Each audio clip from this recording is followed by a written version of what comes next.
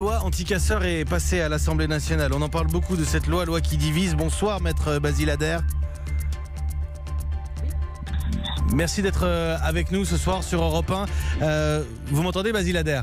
Oui, je vous à entends merveille. très bien. Vous êtes en direct avec nous, tout va bien. Le barreau de Paris s'alarme également. Alors, on a eu beaucoup d'associations. Évidemment, dans la classe politique, il y a des divisions. Et aujourd'hui, le barreau de Paris qui s'ajoute à cette liste d'organismes qui s'alarment des dispositions de cette loi anti-casseurs, notamment la possibilité d'interdire préventivement, par une décision administrative, de prendre part à une manifestation. Basile Adair, il y a un problème dans ce texte de séparation des pouvoirs ? Oui, il y a un grave problème, puisqu'on s'attaque à une des libertés fondamentales, une liberté autour de laquelle la République française s'est faite. La République française s'est faite grâce aux manifestants. Et là, on permet au préfet de prendre une mesure préventive contre laquelle il n'y aura pas de recours effectif, car il peut la prendre 48 heures avant que la manifestation déclarée se tienne, ou sur place si elle n'a pas été déclarée. Et donc la voie de recours, qui est le juge de référé administratif, c'est au moins 48 heures pour pouvoir le saisir.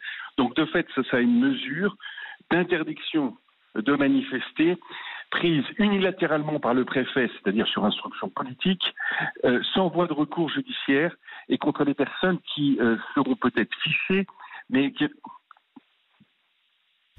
n'auront pas été fichées au terme d'une décision judiciaire. Donc c'est pour nous tout ce qui est de plus contestable, c'est un recul démocratique considérable. Avez-vous lu la tribune, l'entretien de François Sureau dans Le Monde, daté d'aujourd'hui, avocat également, que l'on dit proche d'Emmanuel Macron.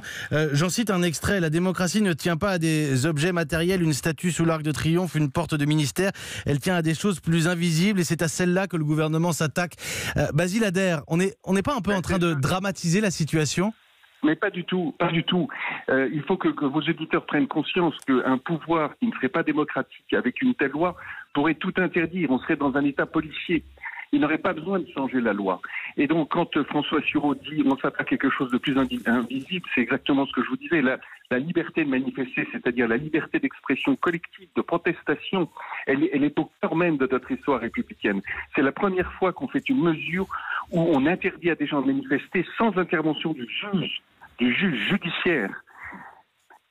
Du côté du barreau de Paris, Basile Adair, vous vous inquiétez également de la création ou de l'ajout dans un fichier de personnes interdites de manifester. Vous estimez que cet aspect du texte est là aussi contraire à nos principes de droit ?